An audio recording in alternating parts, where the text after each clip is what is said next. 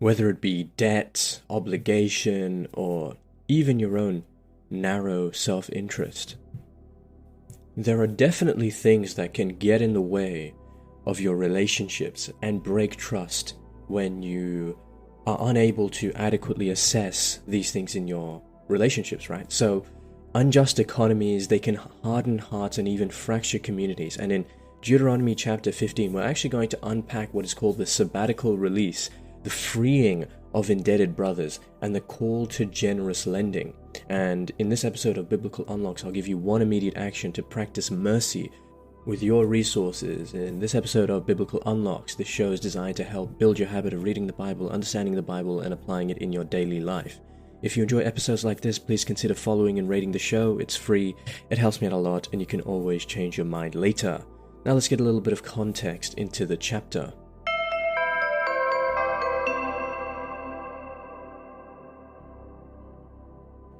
Okay, so Deuteronomy chapter 15, what is it about? What's the context?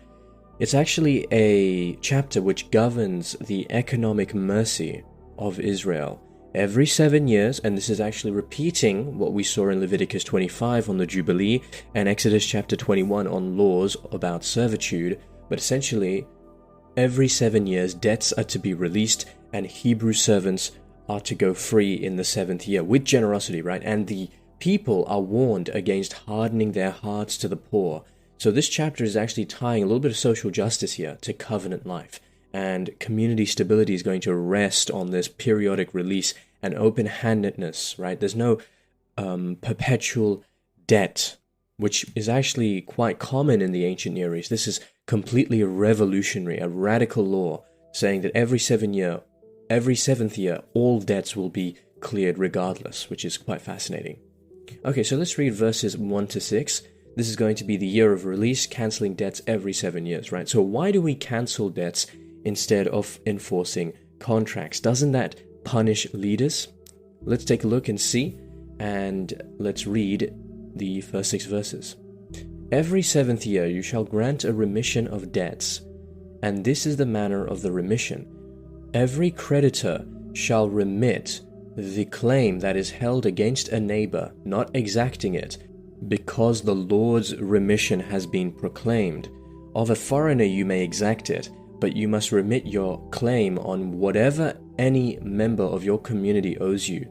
There will, however, be no one in need among you, because the Lord is sure to bless you in the land that the Lord your God is giving you as a possession to occupy.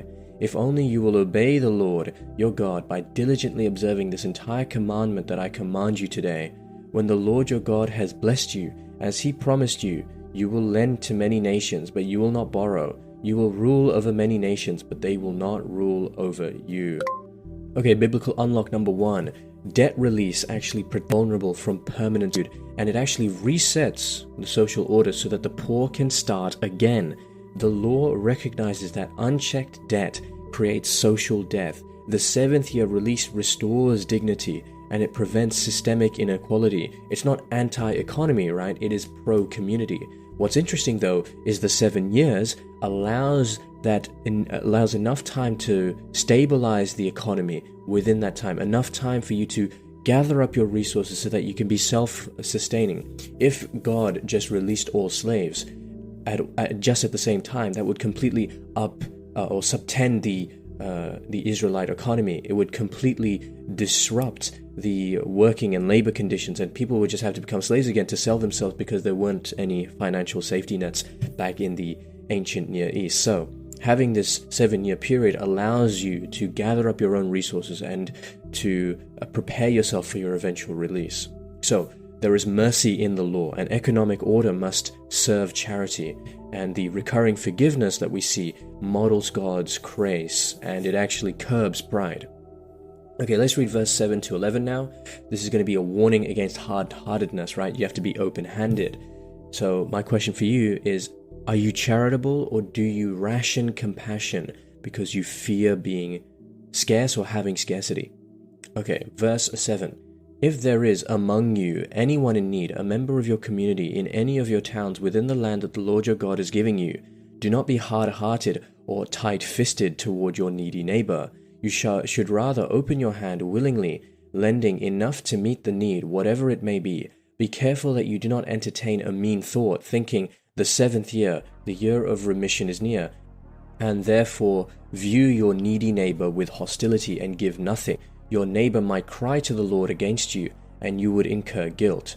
Give liberally and be ungrudging when you do so, for on this account the Lord your God will bless you in all your work and in all that you undertake, since there will never cease to be some in need on the earth.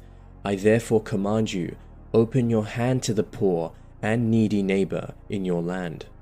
Biblical unlock number 2. The text actually assumes that scarcity is going to stem or is going to tempt stinginess, right? And the warning here against hardening your heart aims to cultivate a culture of trust. Give generously now, not only reluctantly at the deadline, because open hands form a compassionate people and invite God's blessing. And the practical test of covenant loyalty is how the community treats those in need before the law forces mercy, right? So it insists that almsgiving actually forms the soul, and giving freely bears spiritual fruit and prevents spiritual sclerosis, if you will, right? So here what we're saying, give liberally and be ungrudging when you do so, for on this account the Lord your God will bless you in all your work and in all that you undertake. Don't be mean to someone who's going to be freed, but instead give with open arms, right? So this is important. It's because, and notice what we see in verse 11, since there will never cease to be some in need on the earth, right? He's saying there's always going to be poor people. And even that's what Jesus said, the poor will always be with you, but I'm not going to be with you. So what does he say? I therefore command you, open your hand to the poor and needy neighbor in your land. Okay, now let's read verse 12 to 18. This is going to be concerning Hebrew servant, right? Freed in the 7th year. Your task is to send him gifts. Okay, so how do we treat those who are returning to freedom? Are we treating them shamefully, or are we treating them generously? Let's read verse 12 to 18.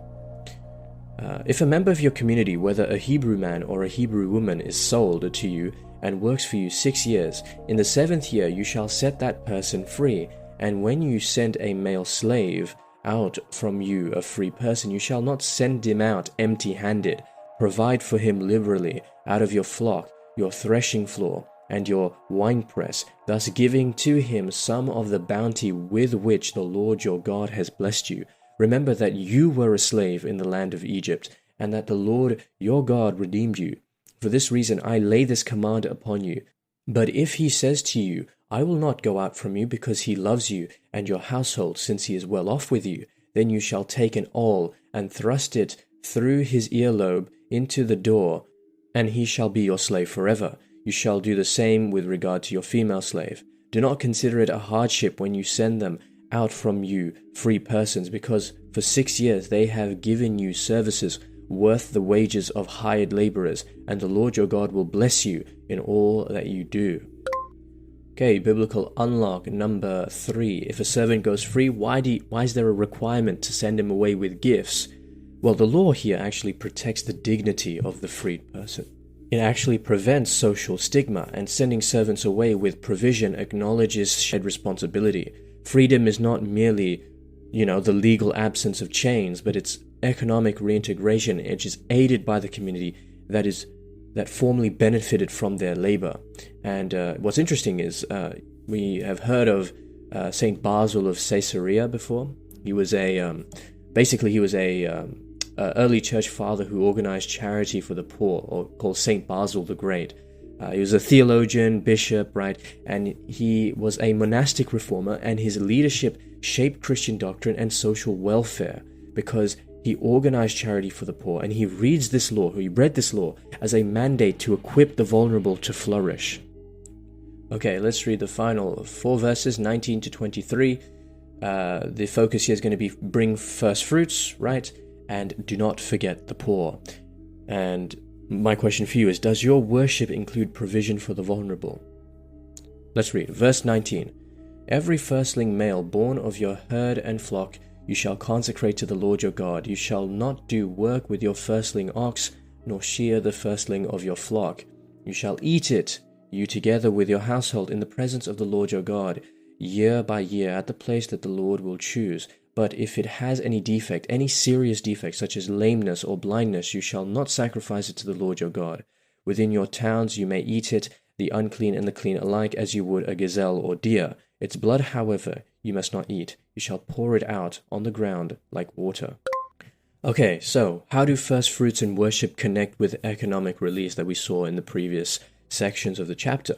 Well, offering first fruits actually shows that provision is sacred, right? What we receive becomes an opportunity to remember God and support those without that same level of security. So worship and economy, they're welded together, and gratitude and worship produces concrete provision for the vulnerable. So religious devotion will actually shape social justice.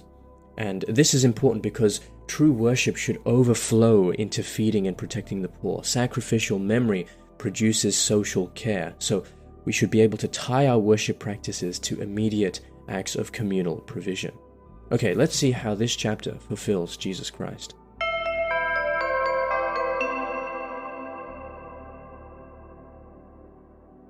Okay, so Deuteronomy 15's rhythms of release and mercy anticipate the Jubilee logic Jesus proclaims. Christ inaugurates ultimate freedom, liberation, not just from debt, but from sin, from debt, from alienation, right? And he embodies the law's intent by teaching and enacting mercy towards the poor. The covenant pattern of cyclical release is deepened in the gospel, where Jesus proclaims economic and spiritual restoration, calling his followers to practice forgiveness and liberating generosity as signs of the kingdom.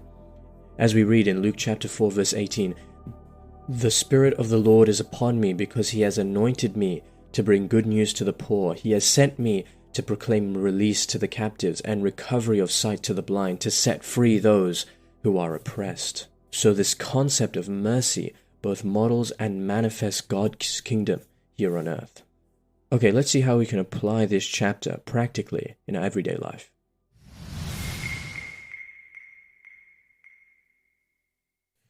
So, in reflecting on this particular chapter, I think there are a few things that we can consider.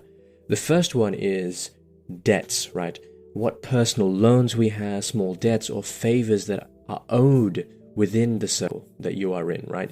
Perhaps you can identify that one that you can forgive or renegotiate this week, or one that you can take immediate action. And it doesn't have to be actually monetary. A debt within the sense of, you owed me this, but I'm going to let it go. And perhaps there's a person who's wronged you as well. You've wronged me in this way, but I'm going to forgive you because I know I'm going to forgive this debt just as the Lord has forgiven my debts. And the second thing is a liberation sort of gift. If someone in your community is leaving, right, whether it be a job loss, a relationship, it's the end of the tenancy, I think it's cool to send a little practical care gift, whether it's groceries, a small cash grant, or even just a job help hour, help them find a new position. The reason why we do this, to give a sending off gift and something like that, is to model this concept that we see in Deuteronomy chapter 15, that we shouldn't leave people empty-handed when they are released. You should give something to show that, we care about you, and that this is not just a bye-bye, we'll never see you again. It's more, hey, we care about you. We want you to do as best as possible. And this is what the Lord commands as well.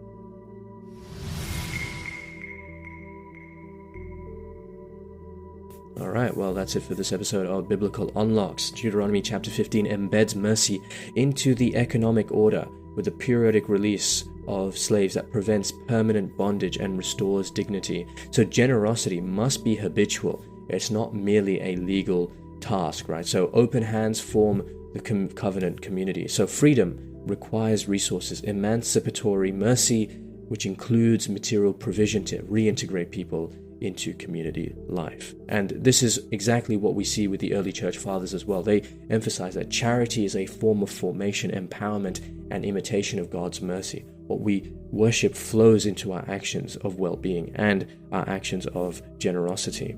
So, next time we're going to move into the holiness of speech and covenant integrity. So we just saw economic mercy. We're going to move into speech and covenant integrity in Deuteronomy chapter 16. We're going to study the Passover again, pilgrimage festivals, and how worship and justice continue to shape a people, so you don't want to miss it.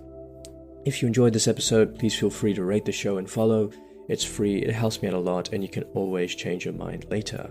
Otherwise, just have a blessed day. And remember, if you're not in your word, you're in your feelings. Godspeed.